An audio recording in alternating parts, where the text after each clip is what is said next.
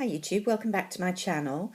Before you see laid out the items that I have selected as my favourites for the last month in June, and there's quite a few of them, and to be honest, I've been using a lot of different things in the last month, partly because as you've seen about a month ago, all the summer collections came out and I purchased quite a lot of stuff. So I really haven't had time to kind of settle on one or other of those as my absolute favourite. But I have been really enjoying these particular products that are definitely favourites as I get into the various summer collections. So, starting out with one item, which isn't the summer collection, which I bought about a month ago, and this is the Becca, now let me get it exactly right, Under Eye Brightening Corrector, which I read an article about, and I'm always on the lookout for things to correct my really dark circles now. And this is quite light but sticky cream, and you can see it's got a degree of reflection in it, but it's quite a moisturising. Did I say light a minute ago? I meant light in terms of colour. It's quite a heavy textured concealer cream, which may not suit everybody. And I did think the first couple of times I used it that maybe it didn't suit me because it would slightly emphasise the bags whilst concealing the dark circles. I have multiple problems under my eyes. But I actually find it's very effective, and I like to wear it on top of a good moisturiser. I'm wearing the La Mer Illuminating Under Eye Gel, which I should have put here because that's rapidly becoming a favourite as well. But the combination of the two I like a lot. I think there are different colours of this, if I remember from when I selected it. This would definitely be the lightest one because I always go for that. But yeah, definitely worth trying to have in your arsenal of under eye correctors if you have dark circles like me. Lots of different eyeshadows this month, but two have stood out. One of them is this. This is the Suku summer collection. Now I'm going to butcher this. Benikaka is the best I can do. It's the X01. Their limited editions always have the 0 as well as the X. And there were just two colourways for the summer. This was one of them. Now, when I saw this, I thought, what a bizarre colour selection. There's no way you would wear those particular shadows together. But in fact, it's a really beautiful, easy combination. I absolutely love this peachy shade. It's a kind of rusty peach.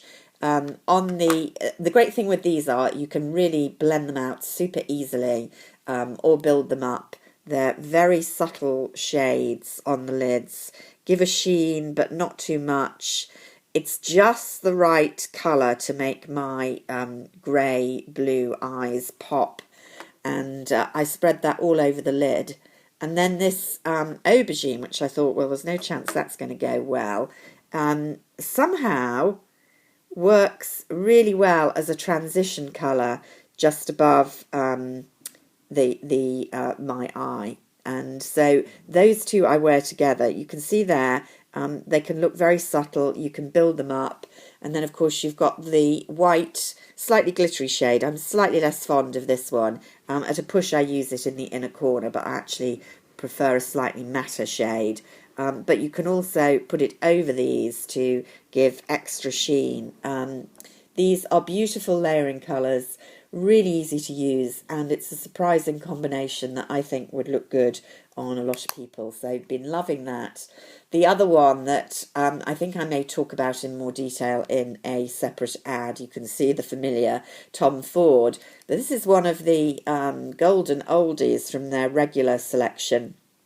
I've tended to build up my Tom Ford quad selection by buying the limited editions outright when they come out in case they sell out and don't come back, as happened with Enchanted and Emerald Lust. but buying the regulars on eBay as and when they come up, reduced but new. And this is one that I know is a favourite for a lot of people, but I just resisted or didn't get it. This is Coco Mirage, and why it's a favourite for a lot of people and why I was less anxious to get it is, unusually for a Tom Ford, it has 3 matte colours. Those 3 there, and then just this one shimmery one. I'm absolutely loving it. This shade in particular, a fantastic basic eye shade. It looks nothing there, but it looks just great on, and it's super easy to work with. Super pigmented, but blendable, and I'm loving using my Tom Ford number 13 with it. I don't know, this is just the right amount of bristle for me to blend out a very quick and easy eye. So those 2, definitely a favourite combination. I've talked about Chanel's Le Stylos, their waterproof eyeliners, a lot, and I bought 2 in the last month. I think this was from the Blues collection, Pearl de Lune, and I think Sarah mentioned that, in fact, although it was being marketed with that collection over here in the UK, it was an Asia limited edition earlier in the year. Just a beautiful silvery cool tone taupe. Perfect, soft texture. That's the downside with these Stylos. I've mentioned they're all fantastically waterproof and stay put, but some of them have a much harder consistency and drag a bit when you're applying them. That one does not. Neither does this, the Orchidee, which is in the Summer Mediterranean collection. Still available, I think. Look at that beautiful pop of purple. I've really enjoyed putting a hint of that on the waterline or above my lashes to blend with just plain brown shadow. It really makes your eyes pop. Really pretty colour. So I've been enjoying both of those very much. Not going to say any more about this. I've mentioned it again and again. It's an ultimate favourite this year. The Tom Ford Summer Collection Pink Sand cream cheek colour. Difficult to get hold of now, but if you can, well worth it. Gorgeousness. Couple of face products. This is from the Mediterranean Chanel collection. It took me a while to get into this. I bought it because it's super pretty. It's the Lumiere d'été, which is supposedly an illuminating powder. I'm here to tell you, for me, it's most definitely a bronzer or contour, and I've started using it a bit more in this last month. And as you can see, it does the typical Chanel bronzing, which looks a bit orangey there, but it honestly isn't. Works in really well. I think it has got a faint sheen, this one. I think it's the sort of powder version of their much-loved Bronze Universal cream, which I've had this one for 2 or 3 years now. I don't use bronzer all the time, but you can see I've made a dent in it, but not much of a dent, and it's still going strong. Now, this is obviously creamier, so it comes, well, you can see there, the 2 fingers, a bit more goldeny. Looks more pigmented, but again, I work this with a kabuki brush when I'm contouring or bronzing with this. They're not dissimilar, but I think if you prefer a powder version, this one's better. So I have been using that a lot. I've also enjoyed the MAC Freshen Up highlight powder. This is still available at the counters, and I do recommend it because it's a pretty versatile product.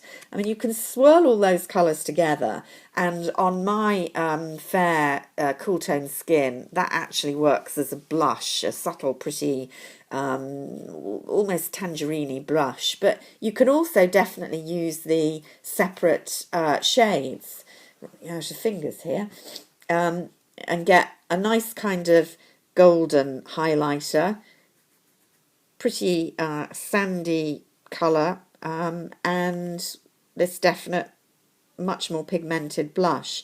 So sticking that in your handbag with a travel brush, and you can do quite a lot of touch-ups during the day. Really pretty summery combination. So I've really been enjoying that. I showed you the Les Beige nail polishes from Chanel a week or so ago. I've tried 3 of them.